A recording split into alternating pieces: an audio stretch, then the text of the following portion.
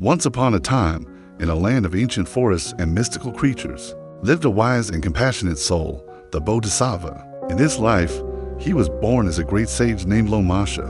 Renowned for his profound wisdom, his hermit's life deep within the Himalayas. His days were spent in peaceful meditation, his heart filled with loving kindness for all beings. One day, a tragic event shattered the tranquility of the mountains. A group of men, traveling through a perilous pass, met with a terrible accident. Their bullock cart veered off the treacherous path and plunged into a deep, dark gorge. Down in that abyss lived a clan of flesh-eating monsters, a terrifying group of ghouls who preyed on any unfortunate creature that fell into their domain. They swiftly captured the men, their cruel intentions clear. However, they decided to save their captives for a later feast, imprisoning them in a cave and sealing the entrance with a massive boulder. Among the captives was a young man, brave and resourceful. He watched the monsters closely, his mind racing to find a means of escape. He noticed that the leader of the ghouls, a particularly fearsome creature, seemed to be their king. An idea sparked in his mind. He began to serve the Ghoul King with unwavering dedication. He brought him water, massaged his feet, and attended to his every need, showing him the utmost respect and obedience. Days turned into weeks, and the young man's tireless service began to soften the monstrous king's heart. The ghoul had never experienced such kindness or loyalty. He started to see the young man not just as a future meal, but as a devoted companion. A strange, unprecedented bond of affection grew between them. The Ghoul King even entrusted the young man with the key to their cave, a symbol of the deep trust he had placed in him. The young man knew this was his chance. He waited for the opportune moment. One day, the ghouls went out on a hunt, leaving the king behind. Seizing the opportunity, the young man approached the king and said, "O great king, I have served you faithfully. My comrades and I are far from our homes and families, who must be sick with worry. Please have mercy on us and grant us our freedom."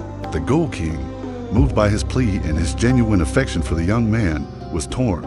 He cared for his new companion, but he also had a duty to his clan. He replied, "I have grown fond of you. If I let you go, I will miss you terribly, but I cannot bear to see you suffer." After a moment of thought, he made a decision. "I will grant you your freedom, but on one condition. You must bring me another human to take your place." The young man's heart sank. How could he possibly sacrifice another innocent life for his own? But he knew he had to play along to save everyone. He agreed to the Ghoul King's condition, promising to return with a replacement. With a heavy heart, he took the key, rolled away the boulder, and led his grateful companions out of the gorge and back to the safety of their village. Once home, the young man was hailed as a hero, but his mind was troubled. He had made a promise to a monster, but a promise nonetheless. He was torn between his duty to his own people and the vow he had made. The thought of betraying the Ghoul King, who had shown him mercy, or sacrificing another person, weighed heavily on his soul. He knew he could not solve this moral dilemma on his own. He had heard tales of the great sage Lomasha, whose wisdom was said to be as vast as the mountains he inhabited. The young man decided to seek his counsel. He journeyed deep into the Himalayas, following the winding paths until he found the sage's humble hermitage.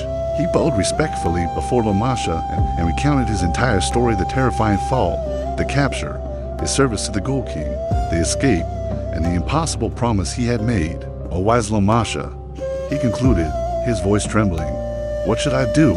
Should I break my promise to the Ghoul King, who spared my life? Or should I lead another human to a gruesome fate to honor my word? My heart is in turmoil." Lomasha listened patiently, his gaze calm and compassionate.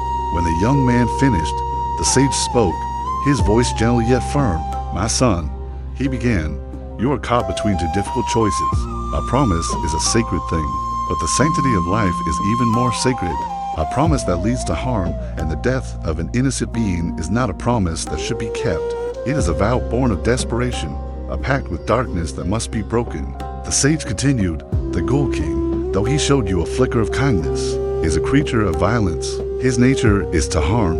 To lead another to him would be to participate in his evil deeds. Your first duty is to protect life, not to sacrifice it. You have already done a great thing by saving your friends. Now, you must free yourself from this false obligation." Lomasha then offered a practical solution. However, he said, "We can address the Ghoul King's desire without sacrificing a life." The sage's eyes twinkled with a clever idea. "Let us create a man for him."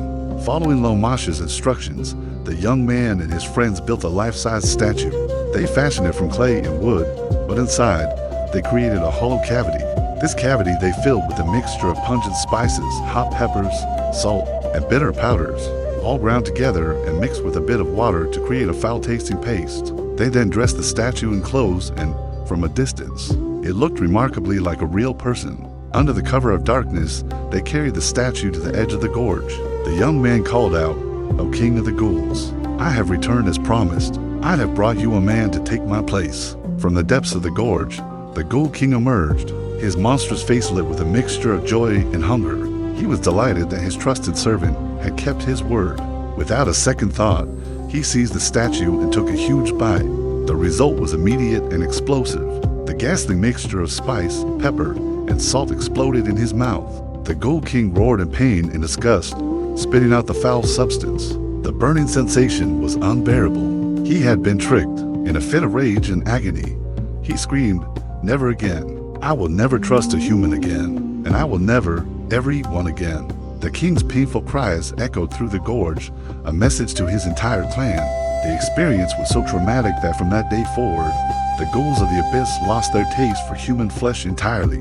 They were so repulsed by the memory of that terrible meal that they would flee at the mere sight of a human. The young man and his friends watched from above, relieved and overjoyed.